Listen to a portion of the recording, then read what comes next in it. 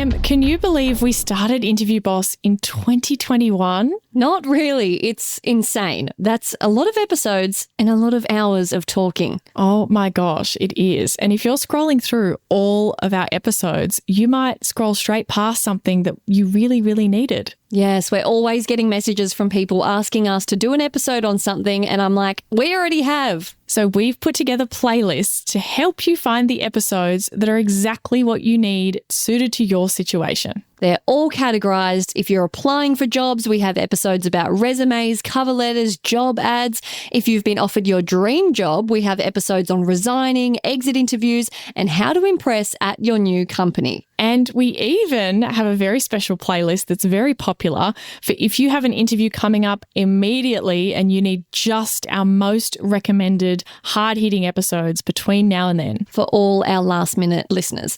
It's all there for you. You can browse by category and check out all the playlists at interviewboss.com.au/podcast. Well, until you've been offered the job, like, you haven't got the job.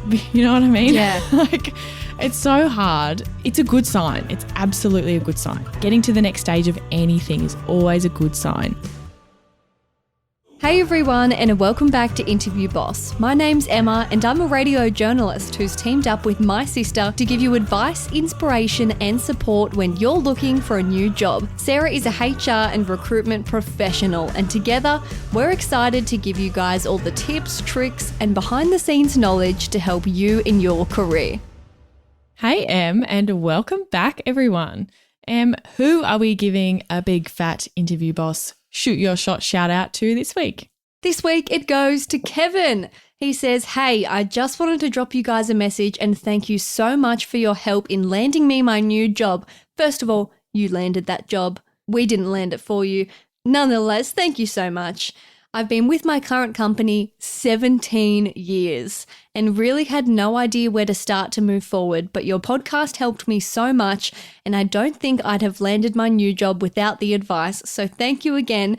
Keep the podcast going. You're both amazing and a green heart. I love this. I especially love the green heart because men and boys typically that message us hold off on the hearts. The girls are always like, love you, kiss, kiss, you're the best, like, be my bestie, let's have a drink. And the guys are like, thank you, thumbs up or something. So thanks, guys. Cheers. Yeah, cheers, yeah. So, Kevin, thank you for your little green heart. We're sending 10 green hearts back to you. You're the best. Yes, and also, Kev commented on one of our reels that we just recently put up, and I asked what was the most helpful episode, and he said the interview preparation one was key for me. The why do you want to work for us, how to answer a behavioural question. It sounds like he listened to heaps of them. And he also listened to the one to listen to this before your interview. So many people listened to that episode. It's so nice. And he said, honestly, for someone who worked for the same company 17 years and took a risk to change, your podcast made a huge difference. Oh, that is the best. 17 years. 17 years is such a long time. And I love that he listened to that hype up episode. I remember thinking when we did that, it was a wild idea, kind of funny, but I was like, just imagine, like, it could be good. And then it's just, in my opinion, that's the best episode we've done. That's just, there's nothing out there like that. Yeah, it's still really hard to believe that, like, we sat there hyping up someone about to go in, but I couldn't really picture them actually standing outside their interview. But I feel like I can now. So many people have been like, I was literally in the waiting room or in the car, had that in my ears. Okay, new challenge. Take a video, please. Video. So video yourself listening to it, like whether you're in the car, out the front, on the train. I want a video and tag us. No, I want a video. I wanted the POV of us blaring through their car speakers, like as they're about to go in, them sitting there, wiping the sweat off their brow. Like, I want to see it. Tag us. Please show me you listening to the hype up. That would make me so happy. A video with your AirPods in as you're in the lobby. Like, look, guess what's in my ears? That's a new challenge. And the best one will get something. Yeah, we actually have some gift boxes laying around, so we can definitely sort that out. Yeah, that is the best. So if you want results like Kevin and you need a little bit of help to get there, check out Sarah's one-on-one coaching sessions. She's been smashing them out. You're averaging like one every day nearly. It's nuts. Yeah, I'm kind of running out of room, to be honest. But there's still plenty of slots available. It's just a busy time of year. So check it out. Look at the availability in your time zone.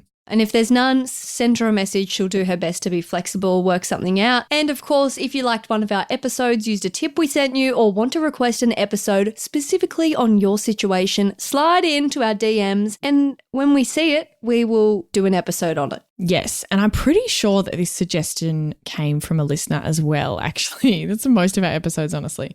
It was already on our list, but it's one of those ones that we like bumped it to the top because we're like, oh, if people are asking for it, we better do it. This is what the people want. Yeah. So we're going to be talking about meet and greets. So what is it? What's it mean? Does it mean you've got the job? We're going to be answering all those hard-hitting questions. I think it's really confusing for a lot of people because it's like, why are you bringing me in when it's not official? Yeah, it's like a meet the team type thing. And if you're a manager, meeting the team that you're going to manage, it makes a lot of sense. But a lot of times they can do this for when you're not a manager either. And you're just like meeting your colleagues. Your boss might be there, but maybe they're not. Your prospective colleagues. Yeah.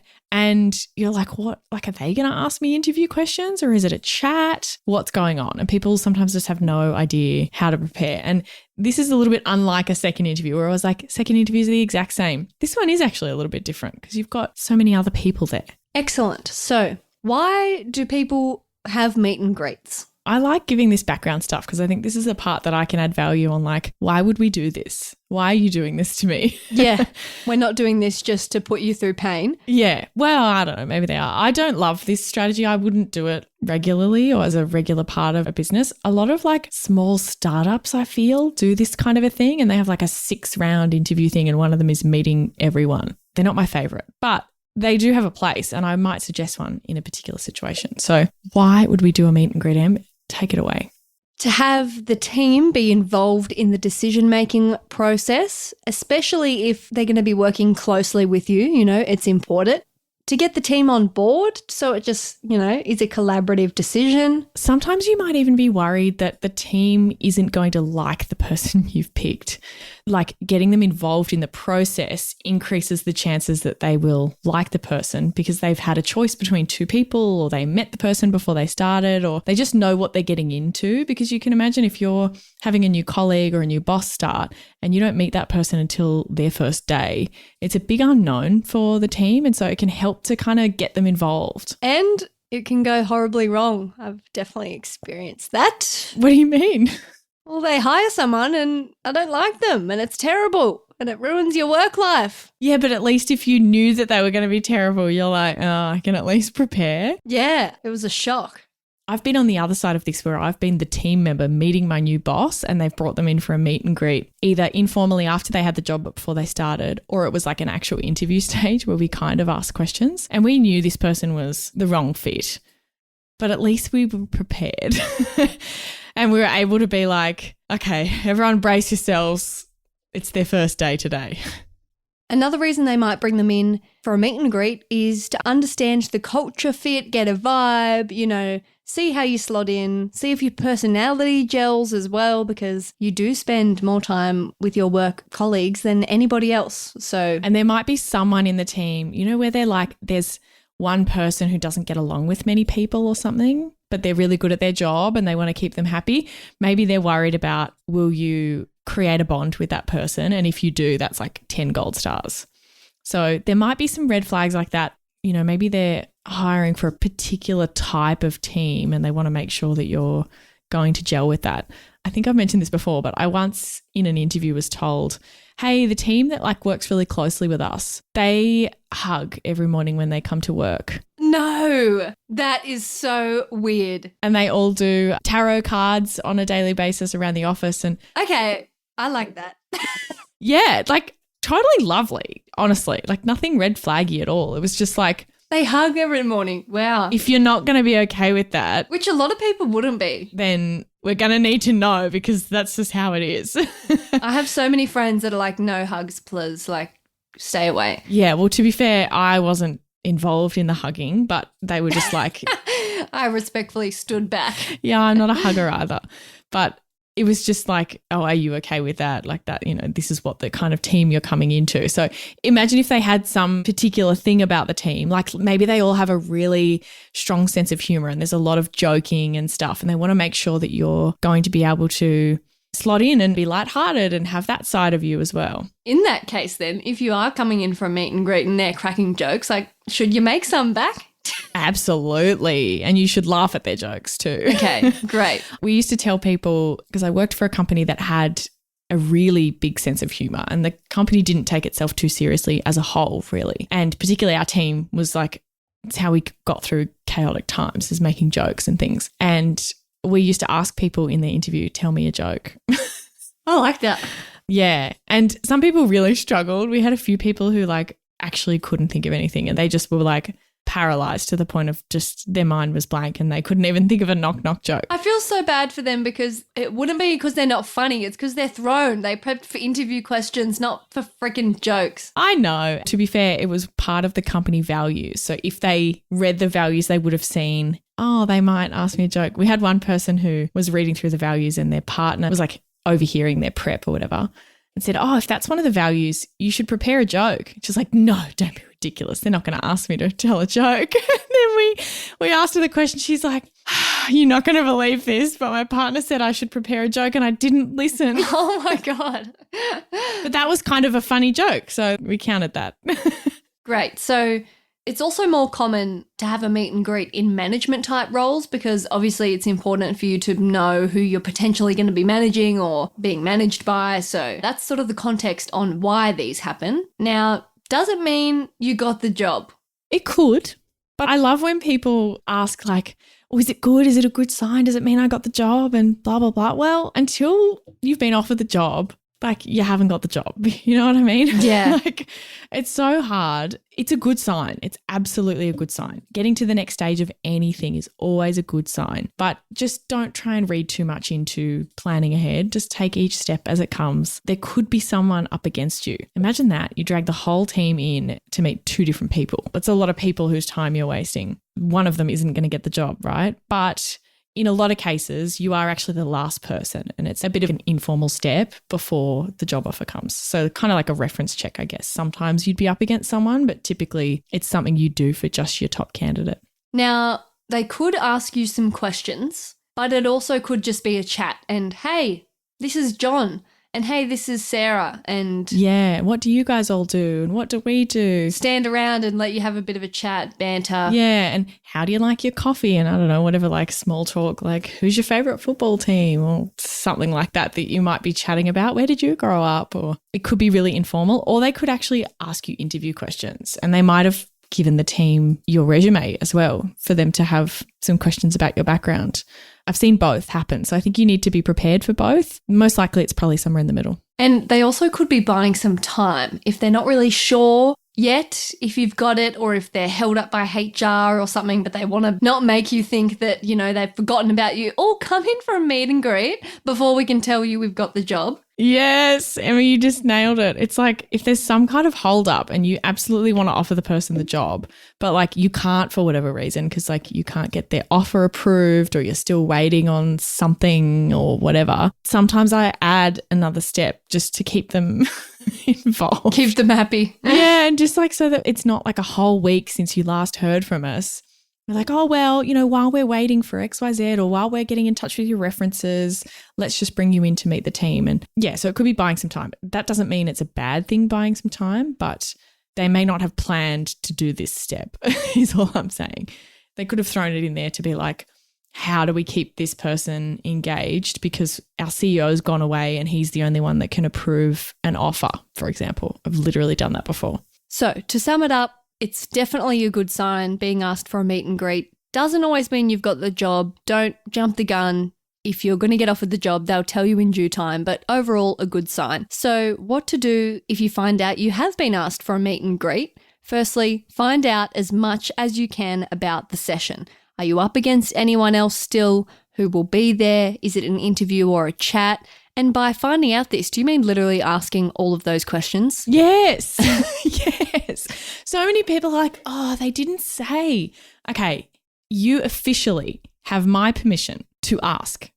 Literally ask, email, phone call. Hey, I just wanted a bit more information about this meet and greet. Is it like a formal interview? Should I prepare some answers? Who am I actually meeting? Actually ask. You absolutely have permission to ask. I mean, they're not going to have a bad reaction to you asking about an interview stage. Worst that can happen is they don't answer you and you still have the same amount of information you previously did. So go for it. Find out. Ask them what the vibe is. Hey, Interview Boss listeners, if the podcast just isn't doing it for you and you need way more help to prep for your next interview, we have the perfect thing for you. Interview Academy. Em, tell us all about it. This is huge. This is the love child of Sarah after doing hundreds of one-on-one coaching sessions, finding out what people struggle with the most, common mistakes. Sarah has created the ultimate course that you can do in your own time, self-paced, heaps of modules, videos, interactive quizzes, a workbook that will become your Bible by the end that you can take with you into your interview, because if you're a long-time listener, you know that we endorse taking notes into your interview. It's a game changer. Check out more about it at interviewboss.com.au/interview academy. Now, prep a tell me about yourself that's a bit more informal. Now, you're not selling yourself here. It's just more explaining some of your background. So I might do a little example because this is good. Obviously, when you're doing your tell me about yourself to the manager, it is telling them about yourself, but we're selling ourselves. So it might be like, my name's Emma. I'm a radio journalist with 3 years experience in commercial radio. Ever since being in this industry, my passion has only exacerbated. I also freelance write. Exacerbated is a terrible word, but anyway, yes, we get the vibe. My passion's only been strengthened. I'm also a freelance writer on the side. I'm a media professional, blah, blah, blah. We get it. And we all remember your tell me about yourself from a little while ago, one of our past episodes. So yes, there's that version. If I'm just getting introduced to Bob from accounts, he doesn't need the pizzazz. He just needs the more boring version. Not boring, just less salesy, you know? Like, I'm Emma, I'm from Young. I moved to Wollongong a few years ago, finished my journalism degree. I really like XYZ. You might tell a little bit more personal about you. I have a cat named Vivian who I'm in love with. You know, you might throw something in there like that that's a little bit more informal. They still want to hear about, oh, I last used to work for XYZ, or I used to work in the promotions team and now I've moved over into this role. I mostly do the afternoon news sessions. I don't know, something like that. That's just a little bit more conversational, I think. Now, if you walk in and it turns out to be like super formal vibes, then like use your regular one. So you're going to have to like think on your feet if you haven't found out the vibes ahead of time. But I think you want a casual and prepared. Yeah, so like Sarah said, prep something to share about your personal life. You could say, you know, I love going to the beach, or I live by the beach, or I live with my 2 roommates, I live with my partner, we have a cat, I don't know, I play OzTag on the weekends. For that whole like tell us about you outside of work, just prepare something. A lot of people are like, oh, I don't do anything outside of work. I don't have hobbies. Well, that's okay, but you're going to have to share something. So like come up with it. Again, it could be like, I live with my partner, I live with housemates, where you grew up. It could be a sport you like to watch, your favorite team, just something. You need to share some personal stuff, I would say, in this kind of a session normally. Now, this is an opportunity for you to ask lots of questions. Take the pressure off you. You're going around to each person, ask them something. Oh, what's the typical day for you look like? That'll kill 5 minutes. Next person. And how about you? How do you spend your time? Just flip it and make them talk the whole time. It's true. It's actually one of the other points that I have coming up. Absolutely. All your research about the company, about them. If I knew who was in there, I'd be stalking all of their LinkedIn profiles, every single one of them. I'd be looking at them. And that means they can look at your LinkedIn profile as well. Dan, how was Colombia back in 2016? That pina colada looked great. I found your Facebook. Your mum said you had a great time. Yeah.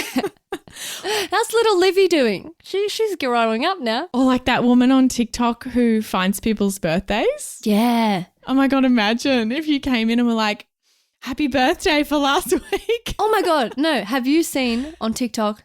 There's a guy on TikTok who is a geolocator and people send him in photos. Yes. Have you seen? Yes. From their childhood. For anyone that hasn't seen, people send in this guy photos from like their childhood. It's like them and their mum, and there's a mountain behind them. And they're like, hey, I was adopted. This is the only photo I have with my mum. Where is it? And he finds it.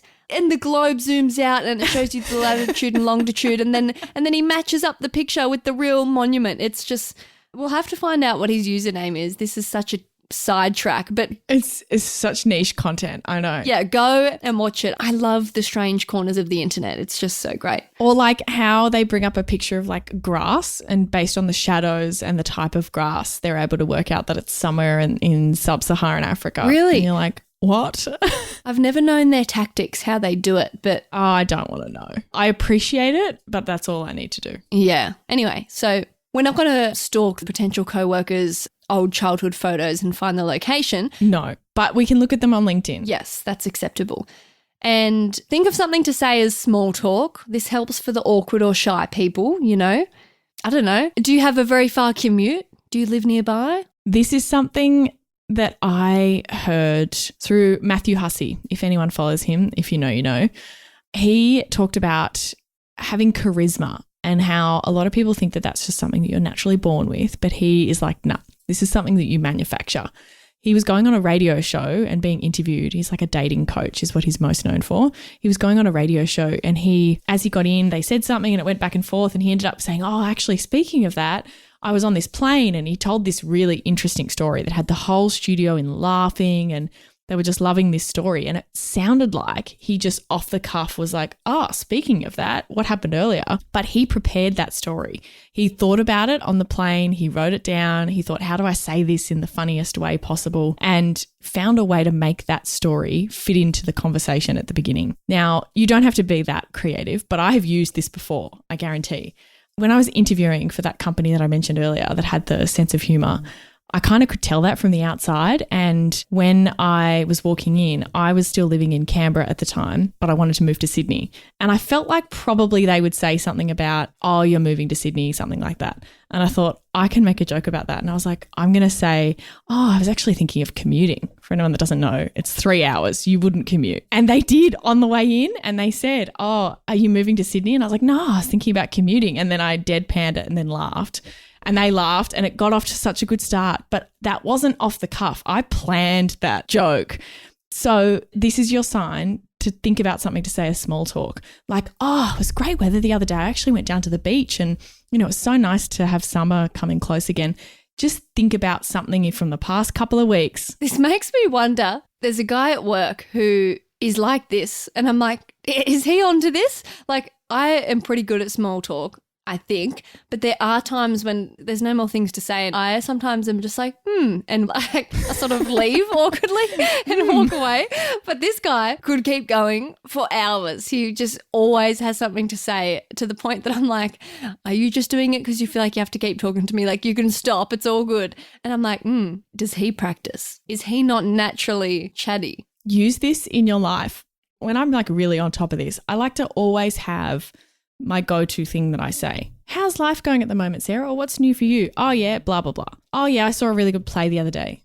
Oh yeah, so glad the weather's getting warmer. Like, I don't know, they range from good to bad, but do this in your life. I need to do that more, because my answer's just always, I don't know, same old, or I can't think. Yeah, but at the moment you could be like, oh, I just moved house. We're really getting settled. Like, that could be your new thing for a little while, and then you move on to something else. So great. Remember your jokes. Be a little nerd and plan things ahead if you like. Pay attention to everyone. Make sure that even if you didn't specifically get into a deep convo with someone, or you didn't get super introduced, if there's like people in the room, make an effort to be like, and what do you do? Or hi, or you don't want to feel like you've only spoken to the people that directly spoke to you, or like the most senior people. You don't want to seem like you're sucking up to the people in the room who are the important ones, or that can come across and give people the wrong vibe. So make sure you include everyone. And use their names. This is so hard for me. I forget names. Write it down. When they say them, it's like I don't hear them because I'm too worried about replying, yeah, oh, nice to meet you. My name's Emma, that I totally forgot what their name was. Here's what I would do if I was you in person. If you were online, it was a Zoom meeting. Their names are on the thing, which I always forget. But if you were in person, pick like one person whose name you can remember and use their name. Apparently you're supposed to say their name back to them. Like, Oh, Charlie. Oh. I mean, I'll tell everyone on this podcast if I find a hack that works. So far, nothing works. But I think if you can pick one person or maybe two to be like their name was really memorable for some reason, or you can link it to someone you know, use their name and it'll sound like you remembered everyone's even though you didn't. And if they leave you to run the meeting, God, I hope no one does this. This feels scary. Get everyone to introduce themselves. Give us an example of how you'd say this. Well, let's say, and again, this would be more like if you were the manager potentially and your boss stepped out and was like, here, I'm going to leave you to meet the team. You'd be like, oh, well, thanks so much for joining me, guys. It's lovely to meet you all. I'd love to tell you a little bit about me and then maybe you can introduce yourself to me and you can share your thing first and be like, Emma, so-and-so mentioned that you're in charge of so-and-so. Can you let me know a little bit about you? And then get them to go around the room and introduce themselves. I just think if they leave you in charge, you might panic. This is a really good go-to because you said, as you said earlier, a couple of minutes on you, a couple of minutes on the next person is a good way to kill some time. Yeah. And try and remember things about them that they say, because if you do get the job and then you're sitting next to Jeanette and she's showing you some things, oh, and, you know, how were the kids? Or how did that play end up being? Or, you know, you were working on that huge project last time I spoke to you. Is that all done now? Or just any little thing. People love when they remember stuff. In fact, I think I've realized my favorite thing about people, whenever I speak really highly of someone and then I'm like, say, telling another person why I like them, like I'm like, oh, they're just the best, like so attentive, like remembers things you say and asks about them next time. That's always sticks out to me as like gold standard of a person. Is that because we struggle with that? And maybe we think, wow, they must really care if they remember. Yeah, probably. But that's always my, like, I'm so touched and heartwarmed when people do that. Well, there you go. What a chatty episode for a chatty interview. They're not that intimidating. You're going to kill it. And it's a good sign. And potentially you might have an offer coming your way after this meet and greet. Go get them. Don't overthink it. Thanks so much for listening to Interview Boss. If you like hearing the sound of our voices, hit that follow button in Apple or Spotify, or better yet, tell someone else about the show. That's how we can hit the charts so we can help even more people. For more advice, inspiration, and a supportive community, check us out on Instagram at InterviewBoss.